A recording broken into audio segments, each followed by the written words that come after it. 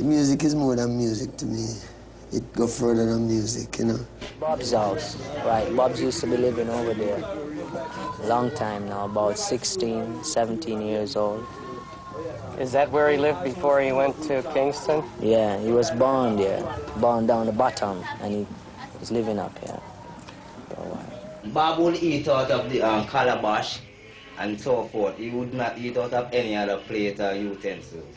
And he was living on a single bed inside this room here. But you see, Bob was very different from most of the musicians that were in town. You see, Bob had a part of the country in his life already, which in most of the musicians in the town, they haven't been to country. They don't know what is about country. They don't know about time. They don't know about nature and all these things. That is what Bob really had over most of these musicians. At the age of 5, Bob moved with his mother to Kingston, where Sedella thought that they would have a greater chance of improving their lives. They lived with the Livingston family, and it was here that Bob and his newfound friend Bunny Livingston were able to experiment with music, songs and rhythms. Bob's childhood was not unique. However, his desire to sing and perform and to offer hope through song was. The answer was to record his music. As a result, he gave up his training to become a welder and formed his first band, the Rude Boys, who then became known as the Wailers. At the age of just 16, Bob fulfilled his lifelong dream and released his first single, Judge Not. He and Bunny soon joined forces with Peter Tosh, and the Wailers was formed, calling them the Wailers because it is said they were all born crying. Their first song, Simmer Down, was an instant #1 in Jamaica. Early Wailers songs were based on the popular dance music style of ska. Over time, the Wailers slowed down the beat, preferring the slower, bass-heavy sound of reggae. In 1972, Chris Blackwell signed the Wailers to his Island label. The result, Catch a Fire, released in 1973, was a breakthrough album, triggering international recognition of the Wailers. For the first time, a reggae band had access to the best recording facilities. Before the Wailers signed to Island, it was considered that reggae sold only on singles and on cheap compilation albums. I think it'll continue, honestly, forever, in a sense. I think that his music will be around forever. Mozart's music, Mozart's still influencing people. That was 400 years ago. 1966, Jamaica witnessed the arrival of Haile Selassie. Thus, Marcus Garvey's prophecy of a black king now seemed real in the eyes of all Jamaicans. Like many of his countrymen, Bob became convinced Selassie was Jesus Christ come again. After Selassie left, the Rastafarian influence spread rapidly. Bob and the Rasta elders prophesied that Jesus would come again, but in another name. He was convinced that the powers of the West were deceived by looking for the Redeemer in the name of Jesus. Bob Marley was the king of reggae, the music of his native Jamaica that made him an international superstar. He was also a disciple of the Jamaican cult of Rastafarianism, wearing his hair in the distinctive long dreadlocks and using marijuana as a sacrament. He smoked up to 1 pound of it a week.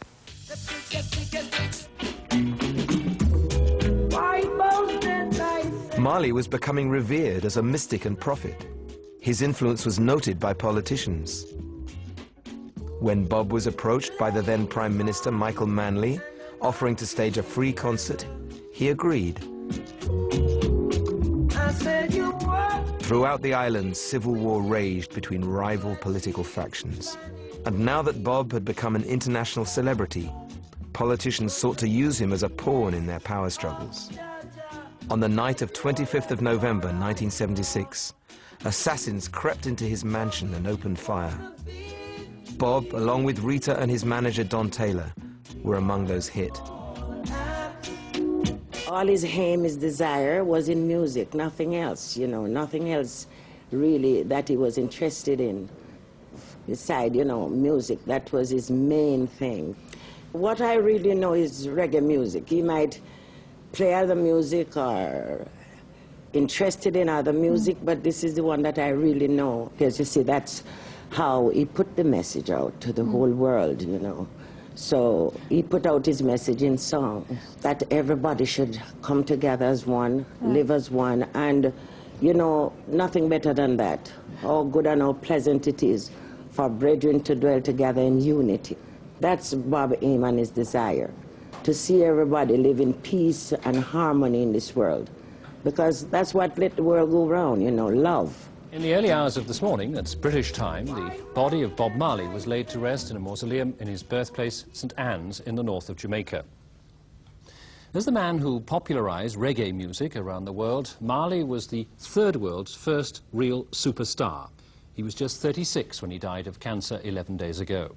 The hearse carrying his body was escorted by a motorcade that had driven the 60 miles north from Kingston. Thousands of Jamaicans lined the streets to watch it pass. And it was a remarkable climax to what was surely the most extraordinary funeral ever given to a pop singer. For 2 days, Kingston almost came to a standstill as Jamaicans by the tens of thousands paid tribute to the third world's first superstar. For Jamaicans, Marley wasn't merely a great singer and writer, but more a national hero and prophet. It was taken for granted that the Prime Minister and opposition leader would attend the funeral, or that the budget debate should be delayed for a week because of a pop star's death. Sound systems, Kingston's omnipresent mobile discos, blasted out his songs as the crowds waited outside the National Arena to file past his body. Jamaica's present Prime Minister was once a record producer and has long been a local music enthusiast. Many people in Britain might find it bizarre that a Prime Minister should be reading the eulogy at the funeral of a pop star and that the budget debate should actually be postponed because of the event. The Prime Minister is reading the eulogy because, quite apart from being Prime Minister, I myself have a background in folk music and anthropology and took a very personal interest in the development of Jamaican popular music. And as for the postponement of the budget debate, or the deferment of it for 1 week, that was inevitable because the death has created a mood. And in that mood, in a small country such as ours, it isn't the right climate to put forward the presentation of the first budget of this new government. The funeral service was a curious mixture of Rasta religious ceremony and pop concert. Inside, the hall was decorated with Jamaican and Rasta colours and pictures of nationalist hero Marcus Garvey and Haile Selassie. The hall was filled with the robed priests of the Rastafarian Ethiopian Orthodox Church. Of his many musical creations, it may be said that special places are reserved for 4. Trenchtown Rock, the symbol of his life.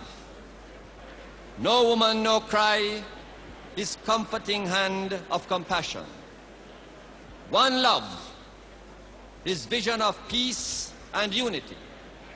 And Rastaman Vibrations, his deep mystical faith. At the end of the service, there were songs from the Wailers and Marley's singers, the I3s, including his wife Rita in the middle. And later, 2 of his sons were invited to dance on stage, just a few feet from their father's coffin.